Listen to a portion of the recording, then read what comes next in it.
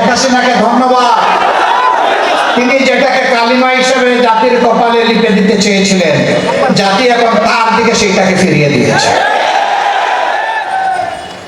এমন রাজনীতি করলে বললেন যে উন্নয়নের রাজপথে দেশকে উঠিয়ে দিয়েছেন, বললেন যে বাংলাদেশ হচ্ছে সারা বিশ্বে উন্নয়নের রোল মডেল। এমন মডেল বানালেন আর এমন রাজপথ তৈরি করলেন, গাড়িটা রাজপথ দিয়ে চালাই আপনি যেতে পারবেন না। এমন রাজনীতি করলেন আপনাকে দেশ ছেড়ে চলে যেতে হবে। 850 বছর আগে লক্ষণ সেন গিয়েছিল আর আপনি গেলেন তারপরে। কি রাজনীতি করলেন আপনি এবং আপনার সাঙ্গপাঙ্গরা?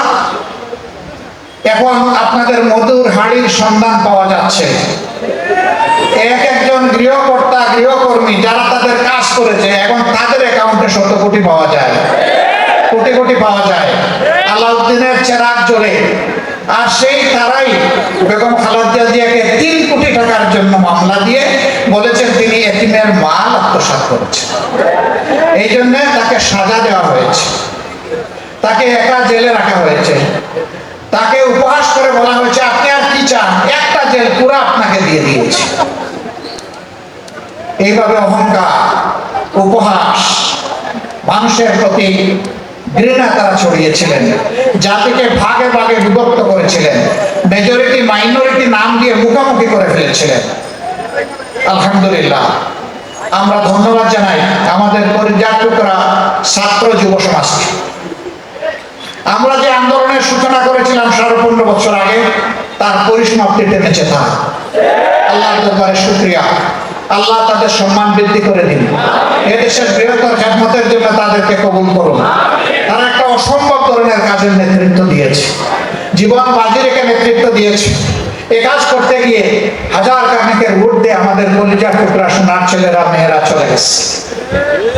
এখানে কোনো দলমত নাই, এখানে কোনো ধর্ম নাই, এখানে সকল ধর্মের মানুষ অংশগ্রহণ করেছে, সকল ধর্মের মানুষই মারা গিয়েছে, নিহত হয়েছে, আহত হয়েছে।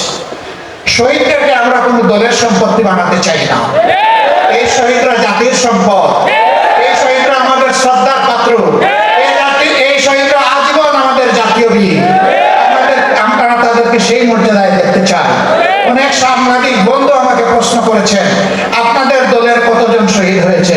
আমি বলেছি আমরা মজলুমের দলে শামিল হয়ে যারাই শহীদ হয়েছে তারা সকলেই আমাদের দল, তারা সকলেই 18 কোটি মানুষের দলে। অতএব তাদেরকে আমরা দলীয় সম্পদ বানাতে চাই না।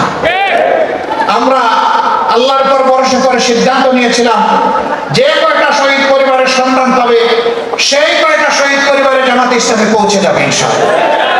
আমরা গিয়ে তাদের ভাগ্যের পরিবর্তন করতে পারবো না, গিয়ে শুধু বলবো আমরাও আপনার পরিবারের সদস্য, গিয়ে শুধু বলবো এখন থেকে বাকি জিন্দেগি আমরা একই সাথে সুখ দুঃখের অংশীদার। আমরা শুধু গিয়ে বলবো আপনারা যে গর্বিত শহীদ পরিবারের পিতা মাতা ভাই বোন সন্তান স্ত্রী, হাসরের দিন ওই শহীদরা যখন আপনাদের জন্য আল্লাহর দরবারে শাফাআতের দোয়া করবেন সেদিন আমাদেরকে ভুলে যাবেন না।